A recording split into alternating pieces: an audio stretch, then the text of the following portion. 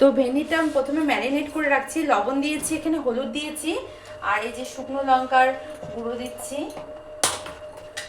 ঠিক আছে, শুকনো লঙ্কার গুঁড়ো বেশি দিব না, কারণ আমার মেয়ে ঝাল বেশি খেতে পারে না।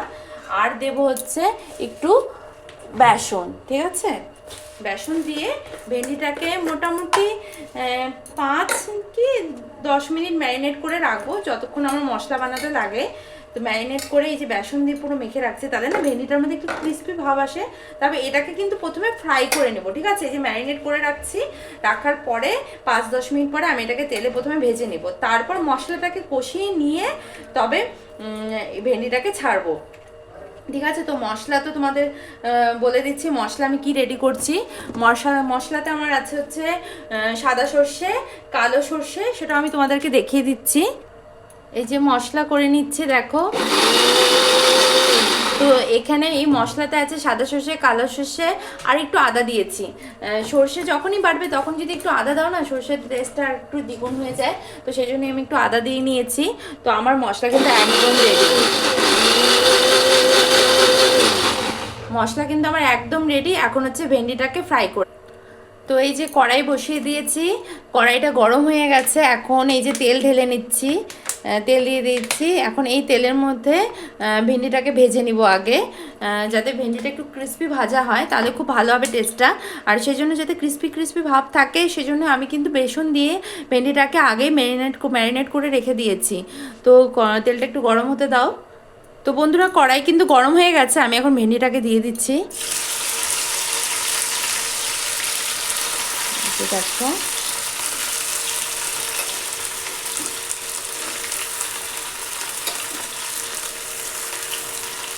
তো এখন এটাকে ভালোভাবে ভেজে নিব ভেন্ডিটাকে।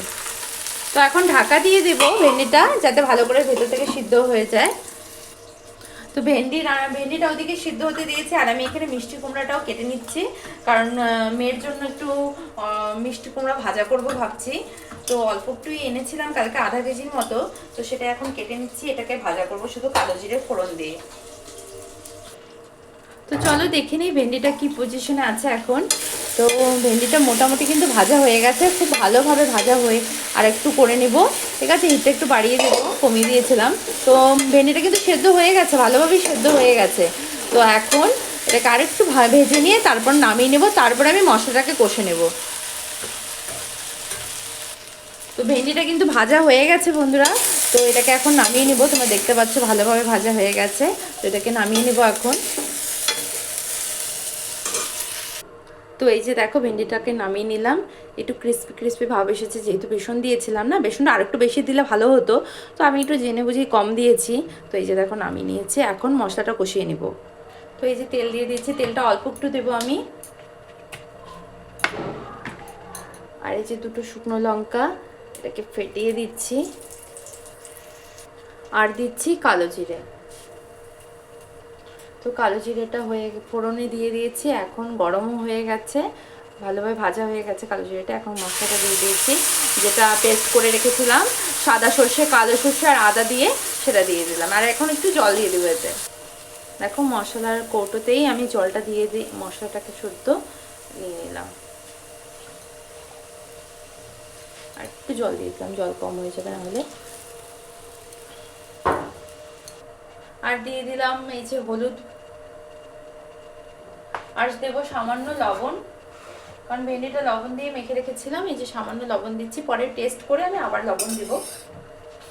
তো দেখো, মশলাটা কিন্তু ফুটে এসেছে। আর সর্ষে তো যেন বেশি ভাজা ভালো না। তো আমি এখন ভেন্ডিটা দিয়ে দিব, যাতে মশলার সাথে পুরো মশলাটা পুরো ভেন্ডির ভেতরে ঢুকে যায় ভালোভাবে গ্রেভিটা।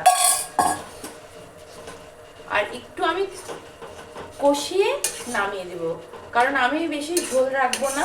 ঠিক আছে, ভেন্ডি যেহেতু একটু কষানোই ভালো লাগে, হালকা ঝোল রাখবো, মানে এরকম এরকম গ্রেভিটা যেন এরকম থাকে। তো দেখো, ভেন্ডিটার কালারটা কি সুন্দর এসেছে। বেশি যখনই সর্ষে দিয়ে কিছু বানাবে না, কখনই বেশি হলুদ দেবে না, জাস্ট সামান্য একটু হলুদ দেবে, তাহলে না কালারটা এত সুন্দর লাগে। আর এখানে যেহেতু আমি সাদা সর্ষে দিয়েছিলাম, তাই কালারটা না অনেকটা পোস্তের মতো এসেছে। তো আমি সেই জন্য সাদা সর্ষে দিয়েছি, কারণ এখানে পোস্ত একদম ভালো পাওয়া যায় না আমাদের ওয়েস্ট বেঙ্গলের মতো। তো সেই জন্য আমি এখানকার পোস্ত ব্যবহার করিনি, শুধু সাদা সর্ষে আর কালো সর্ষে দিয়েই করেছি। সাদা সর্ষেটা আমি বাড়ি থেকে এনেছিলাম, কালো সর্ষেটা আমি বাড়ি থেকে এনেছিলাম। এখানে সর্ষে পাওয়া যায়, তবে আমি বাড়ি থেকে এনেছিলাম। তো দেখো কালারটা খুব সুন্দর হয়েছে এখন।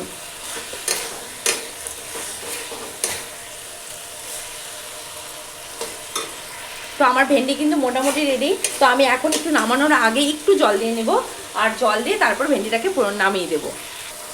তো ভেন্ডিটা কিন্তু হয়ে গেছে, এখন আমি নামিয়ে নেবো। যেই বাটিতে আমি ভেন্ডিটা ভেজে রেখেছিলাম সেই বাটিতেই নামিয়ে নিচ্ছি। তো এই যে দেখো ভেন্ডিটা রেডি। তো আমি এরকম গ্রেভিতেই নামিয়ে দিয়েছি। গ্রেভিটা কিন্তু একদম জল বেশি রাখিনি, পুরো শুকিয়ে দিয়েছি। আর ভেন্ডিটা কিন্তু খুব ভালোভাবে সেদ্ধ হয়ে গেছে, তোমাদের একটু দেখে দিচ্ছি, দেখেছো খুব ভালোভাবে সেদ্ধ হয়ে গেছে ভেন্ডিটা। তো চলো বন্ধুরা, টাটা বাই বাই। এটাই হচ্ছে আমার নিরামিষ ভেন্ডির রেসিপি। তো কেমন লাগলো অবশ্যই লাইক করে দিও, কমেন্ট করে জানিও, আর অবশ্যই আমার চ্যানেলটিকে সাবস্ক্রাইব করে দিও, আর ফেসবুক পেজ ফলো করে দিও। আর চলো, আমার ভিডিওটা ভালো লাগলে অবশ্যই শেয়ার করে দিও। Tata bye bye.